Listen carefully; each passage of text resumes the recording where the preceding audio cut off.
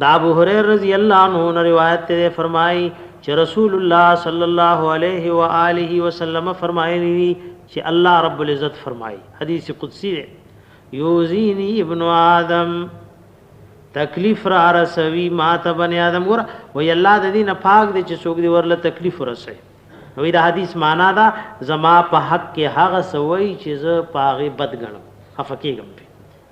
الله تضرر رسول معنا صدا دا سي خبري د الله د شان عالیه بارک کول چې الله پاغه ناراض کی ويسب الدهر دے بدر دی وی کنزلی کئی زمانی تا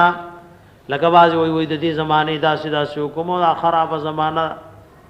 نګور دا خبري اکثر عوام کوي دا د شریعت نه خلاف دي وی دې بدر دی وی زمانه تا وی دا زمانہ خنرا او اعلان کې الله رب العزت وی وانا الدهر اعلان کې ز خالق او مالک د زمانیم دا نظام سوق چلے کچاله خوشحالي راځي نو دا خو زمانہ نه رسي دا خو د دې او مالک او خالق وانا الدهر ز مالک او خالق او چلون کې د زمانیم نو کدل الاخر رسی او خوشحالي رسی نو دا زما د طرف نه بیدی الامر زما پلاس کی ټول کاروننی اقلب الليل والنهار اړو مراړو مشپا ورځ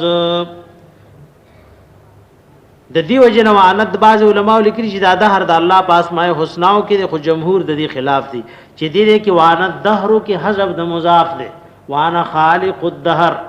وانا مقلب الدهر زه متصرف او مدبر د دې زمانه نو عوامو کې دا خبرې دي چې وای زمانہ بد شو او د زمانه دا سیدا د شریعت نه خلاف خبره دام الله وای ما ته تکلیف را رسي چې څوک زمانه ته بدر دی وای متفق علیه